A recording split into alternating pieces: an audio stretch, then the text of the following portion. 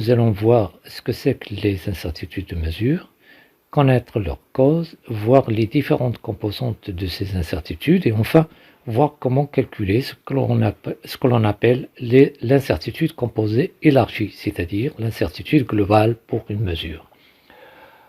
Alors, les incertitudes de mesure, c'est un terme qui n'était pas défini d'une façon précise avant 1984.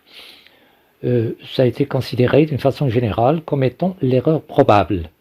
Mais à partir de 1984, et grâce aux travaux du groupe consultatif TAC4 de l'ISO, l'Organisation internationale de normalisation, qui s'est penché sur deux projets extrêmement importants pour la métrologie, à savoir le GUM, le guide pour l'expression de l'incertitude de mesure, et le VIM, le VIM, vocabulaire international des termes fondamentaux et généraux en métrologie.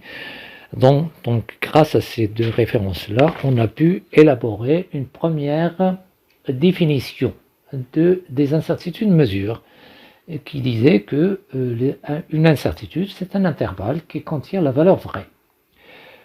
Ce VIM a été révisé une première fois en 1993. Et donc, on a eu la deuxième version du VIM.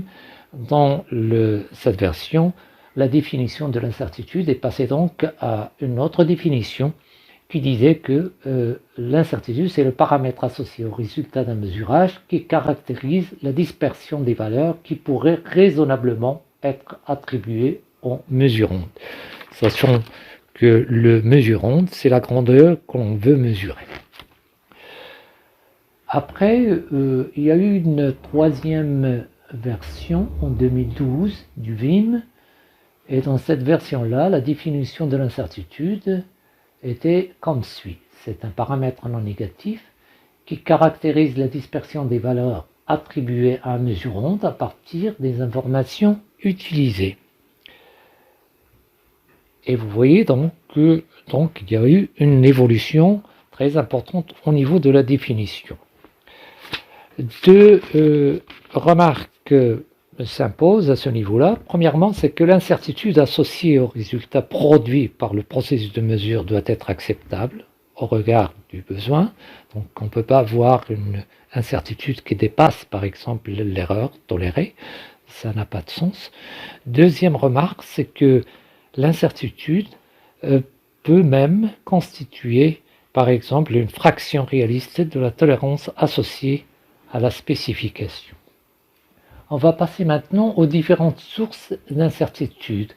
Et là, on peut voir, comme vous le voyez avec moi, parmi ces sources-là, on peut citer par exemple les instruments, les étalons, les opérateurs, la méthode de mesure et le mode opératoire, l'environnement de la mesure, tel que la température, la pression, l'hygrométrie par exemple, et l'objet mesuré même, et bien d'autres sources. Alors, pour définir les sources d'incertitude d'une façon assez précise, on utilise un outil extrêmement performant qui s'appelle les 5M ou le diagramme d'Ishikawa. Alors, par cette occasion, Kaoru Ishikawa, c'est un ingénieur chimiste japonais qui a vécu entre 1915 et 1989, donc c'est pas loin, c'est tout récent, et il est considéré comme l'un des théoriciens précurseurs du management de la qualité. Donc cet outil-là, les 5M, vous voyez, pour chaque M, on définit toute une liste de sources d'incertitude et ça nous aide à mieux préciser donc les sources d'incertitude. On va passer maintenant aux composantes d'une incertitude et on va parler des erreurs. Et à ce niveau-là, nous avons deux types d'erreurs. Il y a les erreurs aléatoires et les erreurs systématiques. Les erreurs aléatoires, ce sont des erreurs dues à l'influence des facteurs imprévisibles et non maîtrisables. Ils se modifient d'une façon prévisible également lorsqu'on répète le mesurage d'une même grandeur dans les mêmes conditions. Elles présentent également un caractère aléatoire et ne peuvent être quantifiées. Pour pouvoir les réduire, il faut faire plusieurs mesures. Et on parle de répétabilité. Par contre, les erreurs systématiques, et ça c'est le deuxième type d'erreur, ce sont des erreurs constantes. Elles sont identifiables au terme d'une série de mesures portant sur une même caractéristique et effectuées dans des conditions identiques. Pour pouvoir les réduire, il faut faire des corrections. Pour expliquer davantage ce qu'on vient de dire, on va s'aider de ce schéma que vous avez devant vous, qui nous montre un modèle de répartition des résultats de mesure. Et comme on sait, quand le nombre de mesures n augmente, la répartition des résultats de mesure tend vers une loi normale. C'est la courbe rouge que vous avez devant vous. La distance entre la valeur supposée vraie tout à fait à droite et la moyenne, c'est l'erreur systématique. Et la répartition tout autour de x bar, la moyenne, c'est l'erreur aléatoire. Bon, maintenant on va passer aux incertitudes de mesure.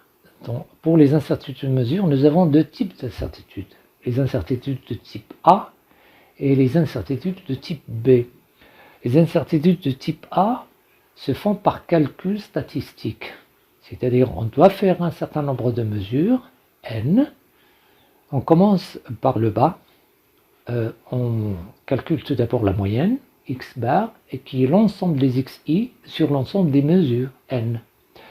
Une fois nous avons x bar, on passe à la variance s au carré, qui est 1 sur n-1 et passe 1 sur n. Il faut faire attention. De l'ensemble des xi moins x bar au carré.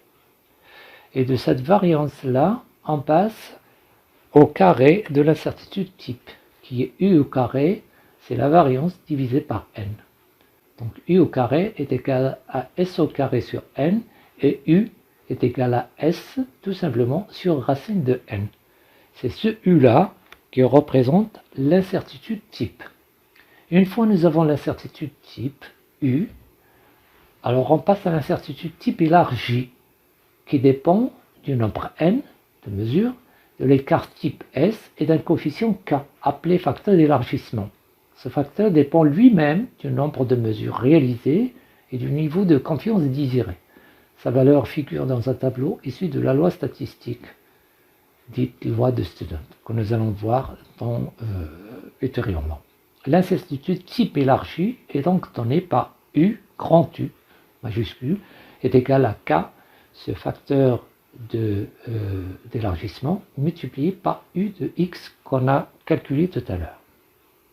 Voilà donc le tableau qui schématise les coefficients de Student. Alors par exemple, si on veut calculer, si on veut déterminer le coefficient de Student pour un nombre d'essais égal à 5, à gauche, et pour un niveau de confiance de 95%, alors c'est le carreau en rouge, K doit être égal à 2,571, à titre d'exemple. Donc en haut, nous avons le niveau de confiance, et à gauche, nous avons le nombre d'essais qui va de 1 jusqu'à 10. L'incertitude de type B est utilisée quand on ne peut réaliser qu'une seule mesure. Alors à ce niveau-là, on doit lister les sources d'incertitude qu'on suppose indépendantes, les unes par rapport aux autres. Et pour chaque source d'incertitude, on s'appuie sur la loi de probabilité choisie en fonction de l'instrument de mesure utilisé. Lorsqu'on ne sait pas trop, on prend la loi à rectangle.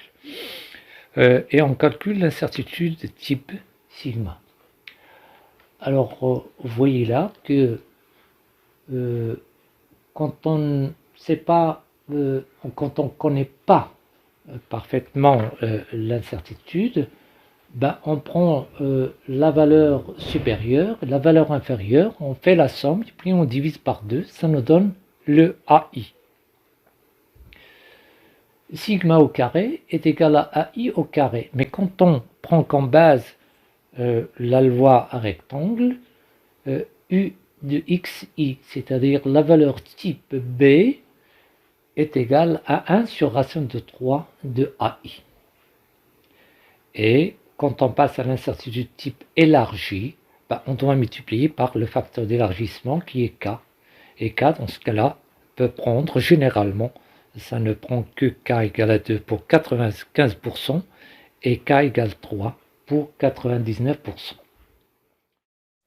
Alors maintenant, pour calculer les incertitudes de type composé, on doit tout d'abord convertir toutes les erreurs en incertitudes déterminées et évaluées et combiner ensuite toutes leurs contributions.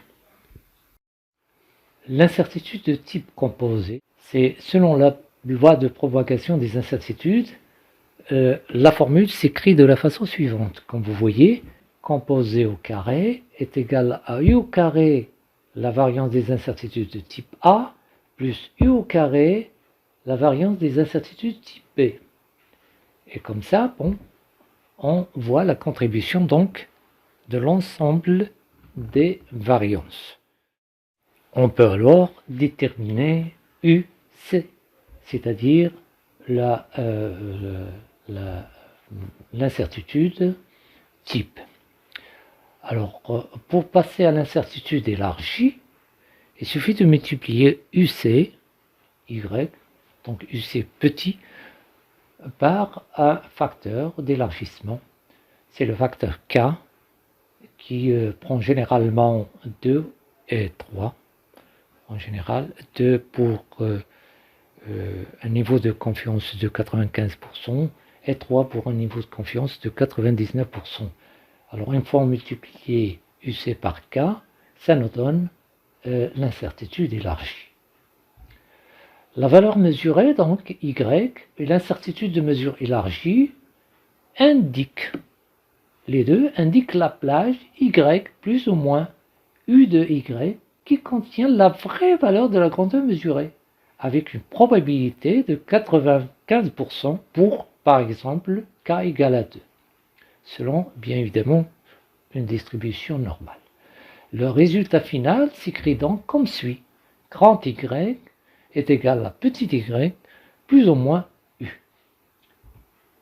J'espère vous avoir donné une idée assez claire sur les incertitudes de mesure. D'autres vidéos vous seront proposées ultérieurement pour vous expliquer davantage les détails de ce sujet.